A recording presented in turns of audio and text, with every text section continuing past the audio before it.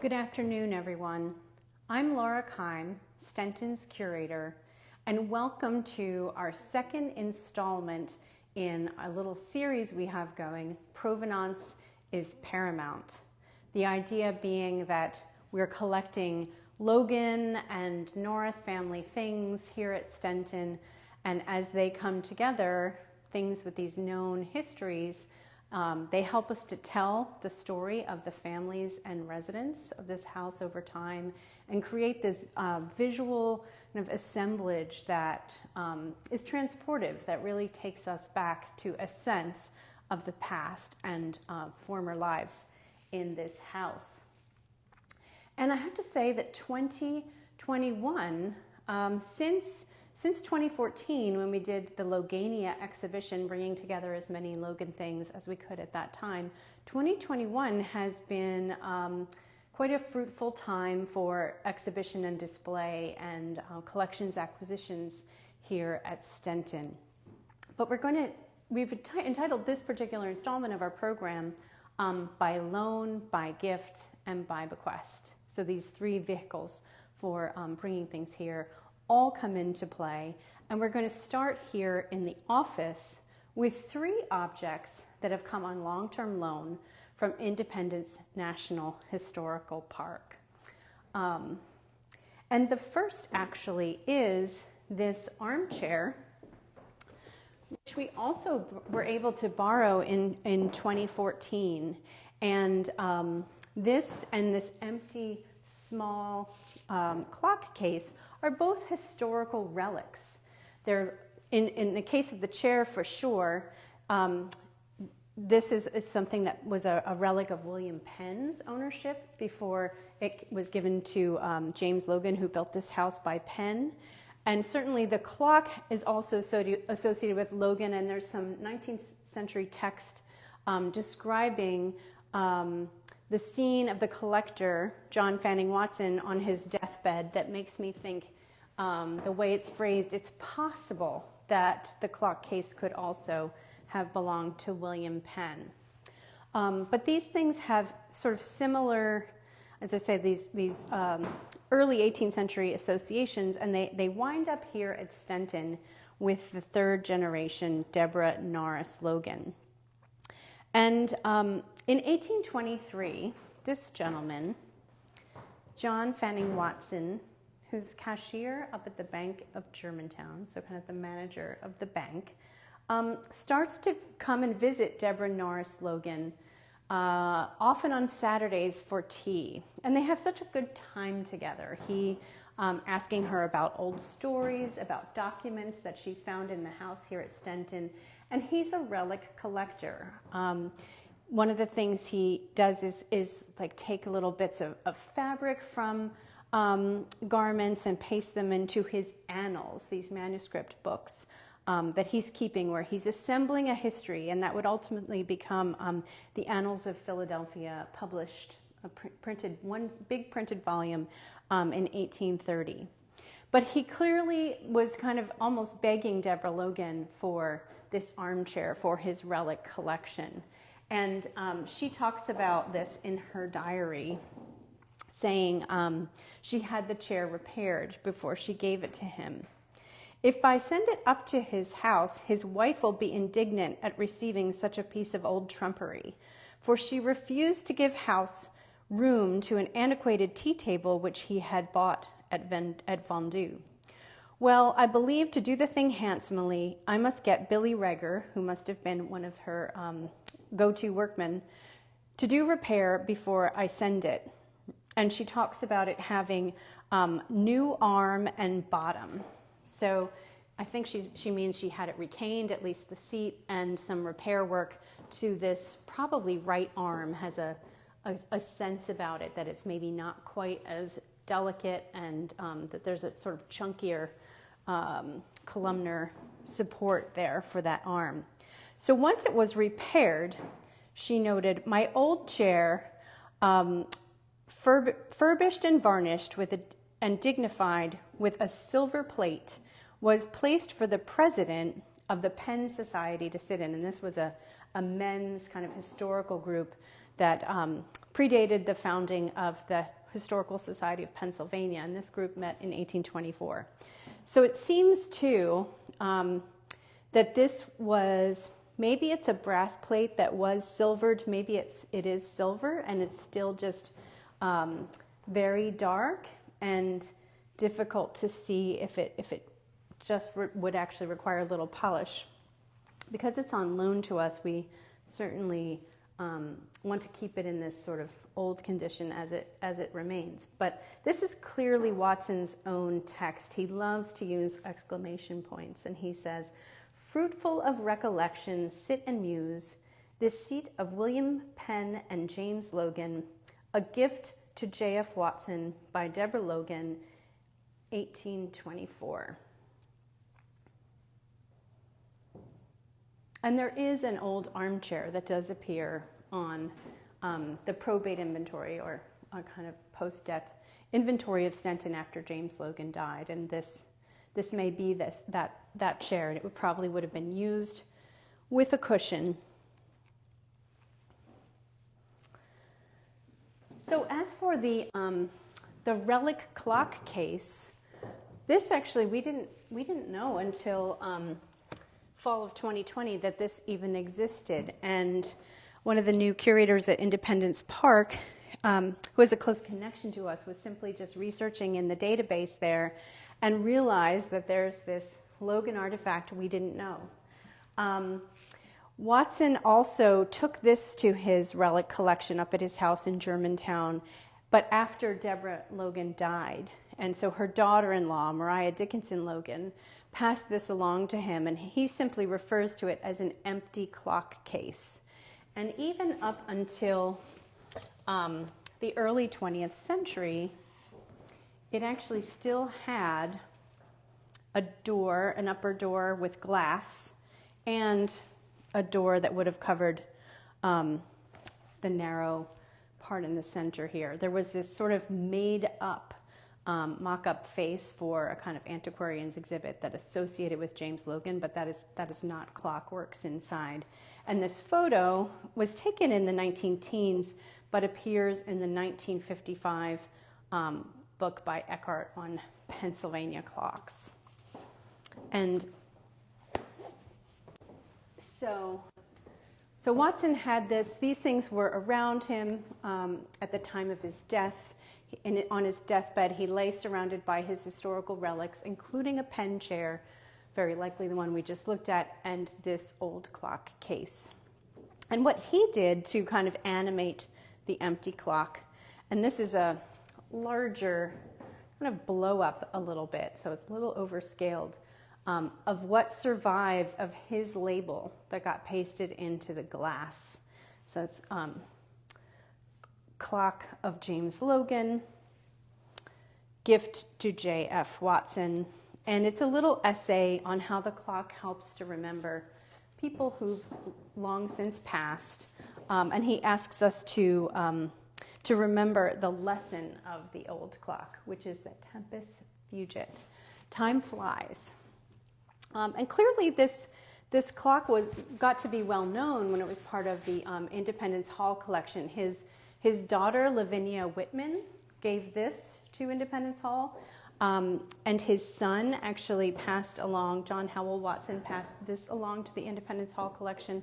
And we did find a newspaper article from the 1890s about just distinguished old clocks in Philadelphia, and it actually included this empty case in that write-up as well, and a full transcription of the label that doesn't survive in its completeness, so we do know what it said, which is fun. And I just wanted to do a little plug for a book we have on hand in our gift shop, published not too long ago, A Material World, Culture, Society, and the Life of Things in Early Anglo-America, edited by George Boudreau and Margaretta Lovell. And the final chapter is by me, and it's remembering the olden time John Fanning Watson's Cultivation of Memory and Relics in Early National Philadelphia. And it includes the chair. Of course, we didn't know about the clock case yet when I had written that up.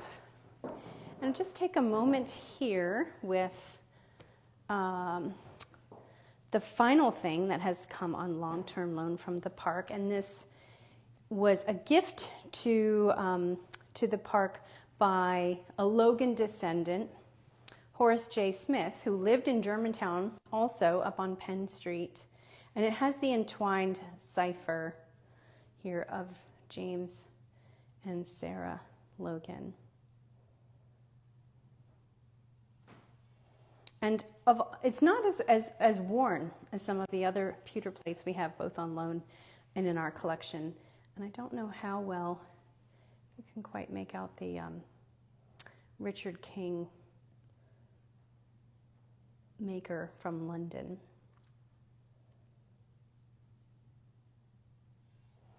And just for a little bit of fun to look up a little bit about Richard King, there were two, a senior and a junior, working, and it's probably senior from 1714 to 46 that would have made this. And this is just a kind of a fun little printed advertisement for their wares.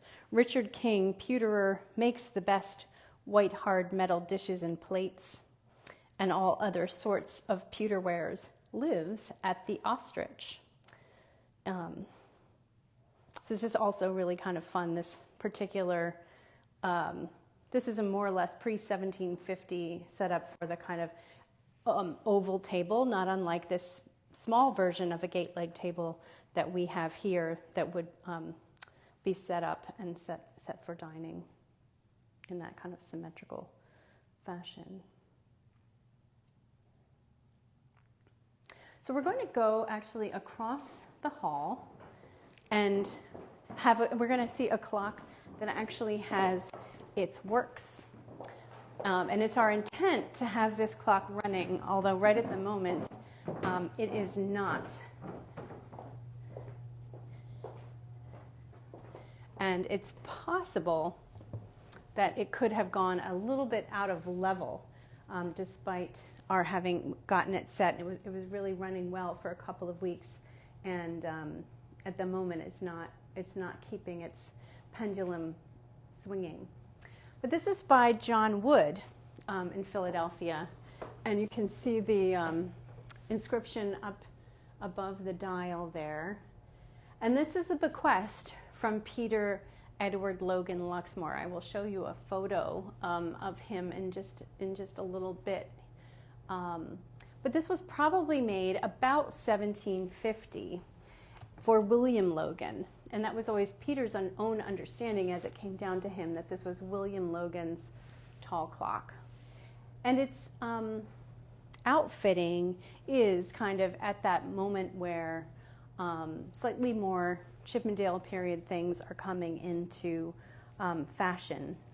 We have an image here of William Logan's townhouse, and he did have an 8-day clock and case worth 13 pounds in the back parlor at the time of his death, which is interesting that it's in the back parlor. This room, the first floor lodging room at Stenton, may have been designed originally as a back parlor when the house was first begun, is back in 1723.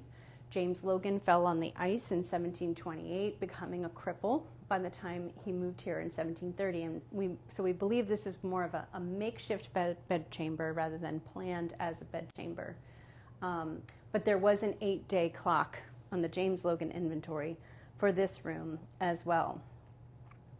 And there's always been a little bit of mystery around William Logan's house, and I have to thank a student of mine at the University of Pennsylvania in the preservation program, Heather Hendrickson, for locating this ad in the Pennsylvania Gazette from 1753 that talks about things that are going to be sold by John Smith, who is, at this point, William Logan's brother-in-law. He married Hannah Logan in 1748. But it refers specifically to William Logan's new house in 2nd Street. And so it seems that Logan may have in fact actually demolished an earlier house to build a new house about the time of 1753. And that would also make sense that he's acquiring new furnishings. And I just have here a desk and bookcase that came down in the family. This belonged in the 20th century to Sarah Logan Worcester Starr and the Blaines, and was nearby here at Belfield. It's now in the Philadelphia Museum of Art. And chairs that came through Robert Restelrig Logan, whom we looked at the last time, that are now at the Winterthur Museum. And so you start to see these things that have an overall sense of Queen Anne period, but with up-to-date features like claw and ball feet and pierced splats and some asymmetry to this shell carving. It's kind of an interesting design moment. And some of the details on the desk, this picture doesn't blow up really well. This kind of reading is not dissimilar to the rear column on the clock. That's a square section column that's reeded.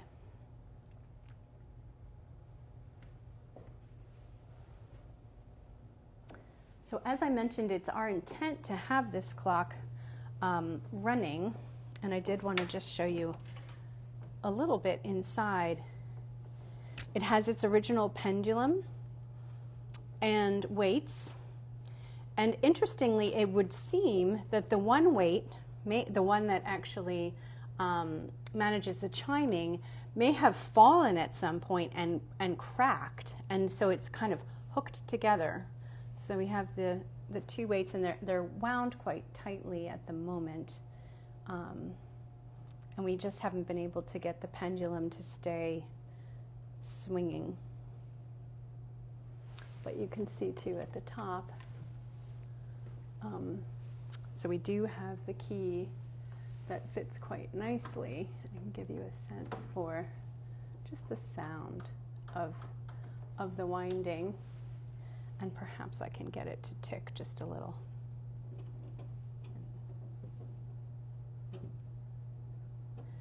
And so it also keeps the date. And it really was running quite nicely. And I have this feeling that something has gone off level for us. And so we'll have to create another program around the actual ticking clock for you in the future. But we're going to head upstairs. We have two more objects to share.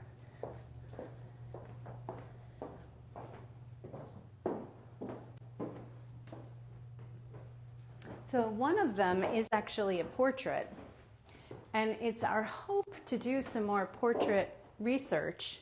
So this is a copy, an 1850s copy from the Smith family. So I actually don't know who the artist is, but it's a reproduction of the Gustavus Hesselius original portrait of James Logan from about 1730 that's in the Philadelphia History Museum collection today. And as we head up the stairs, we have two portraits, again, probably about the same time, at least in the 1730s, of two of Isaac Norris's sons, Charles, who's Deborah Norris, Logan's father, and Samuel, who would be her uncle. And it's not necessary, I don't know how well this is picking up. You can see that all of these kind of sit in these porthole ovals, and a sort of sense of the faces with these kind of long noses and high heads, simple kind of clothing. And when we get to, in a few minutes, the portrait that has just arrived of Sarah Logan Norris, one of the things we wonder is if all these portraits actually from the 1730s were not by Gustavus Hesselius, almost painting the younger generation of Logans and Norrises, almost in a dynastic sort of way. So we had the three loans downstairs, the bequest of the tall clock from Peter Luxmore, and then we have the first of our gifts, and this is a secretary that's a gift from the Pennsylvania Historical Museum Commission, again by way of Robert Restelrig Logan. We mentioned this very briefly our last program, but just to give you a few more sort of details of it. So it has these late 18th century, what are known as French feet. They taper and sort of give the piece a sense of kind of sitting up high off the ground. And I should have moved the stool. Just give this a little. And you can see the apron just has a very simple scallop shape. The drawers are solid mahogany, but then everything else, the feet and the dividers and so forth, is mahogany veneered, some of which is still missing, some of which we recently repaired, some that has been previously repaired in a way that was is wood that is not as good a match as one might hope to see. And it has its original brasses in very original condition, and I don't know how close you can get in here. It's upside down, but I think it says H. Is it J on these, that they're marked by their maker. These were usually imported from England.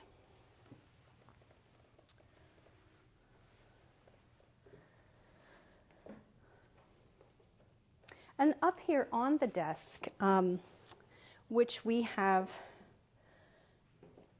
partly because of this Thomas Sheraton image of one of these secretaries. This has an additional kind of shelf and platform on top for display, but being specifically noted as a lady's secretary, we have wondered if it's not possible that this was Deborah Norris Logan's desk, or one that she used. So between 1811 and her death in 1839, she kept 18 volumes of diary. She was quite a correspondent. She wrote poetry. She transcribed some of James Logan's papers that she found in the house. And so she certainly had spaces, probably makeshift spaces, as well as a space like this maybe dedicated to writing. And we just have on display her sort of title page and cover reproductions of her family record book, which is in the State Archives in Harrisburg. So she says, originally written in 1808, but begun to be transcribed into this book in 1815. And it starts with her notion of posterity, that she's very forward-looking and thinking about those of us who would come after her in the future, and what her contributions might be. We also have a reproduction of a letter in our collection here that antiquarian John Fanning Watson, whom we were discussing downstairs, sent along with a relic wood box that he gave to Deborah on July 20th, 1825. And in the center of the desk is a silhouette, an Auguste Edouard silhouette picture of the next sort of generation of Logans that's on loan to us from the Loudon collection, which is part of Fairmount Park in Philadelphia. And so the older couple is Deborah's son, Albanus Charles, and her daughter-in-law, Mariah Dickinson Logan. She's the one that gave Watson the empty clock case. And I'm specifically going to point out their daughter, Mary Norris Logan, here. And this is a sampler, a picture of a sampler that she did as a young girl in 1823 that is in the Stenton collection. And we're going to go look at a portrait in the next room that Mary Norris Logan inherited.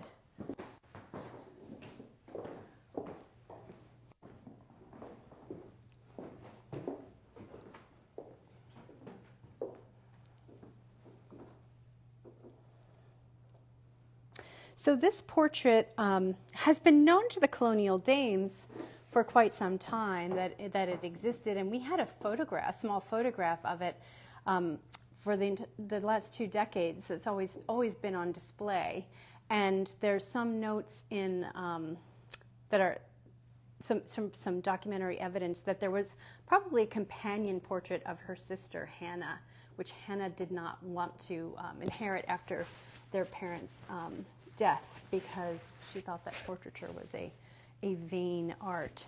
But the person who, it's Peter Luxmore again, who left us this portrait. And here he is, just a few years ago, with the portrait at his home in the east of England. And I'll just give you a brief little genealogical, so you can see how this comes down. This is Mary Norris Logan, to whom the portrait descended. She did not have any children, and so she passed it along to Fanny Armat Logan here, her niece, who died young, and then it went to her sister, Jane Caroline. So it would seem that Maria Dickinson Logan, who was living nearby at Loudon here in Germantown, may have sent the portrait. Jane Caroline was married to an Englishman, so a number of things have come down in the UK that are from the Logan family, this sort of back and forth across the Atlantic. And one of the ways we know what portrait we're sort of talking about here is that this is Mary Norris Logan's will from July 9th, 1886. And it specifically notes, "The large oil painting of my great-grandmother Sarah Logan, daughter of James Logan, who built and owned Stenton, to Fanny A. Logan, who in her youth was thought to bear a strong resemblance to the portrait aforesaid, which was the work of the celebrated Sir Godfrey Kneller of English fame." Well, I mentioned earlier, we suspect that this is actually by the artist Gustavus Hesselius, a Swedish artist who had come to the North American colonies, mostly did painting in the kind of mid-Atlantic region. But we know for sure we're talking about this one because the family did place a plaque, and probably the plaque on the back of the Watson chair would have looked in color and finish more like this at one time. The screws have the same sort of feel. So this could even be from the 1820s.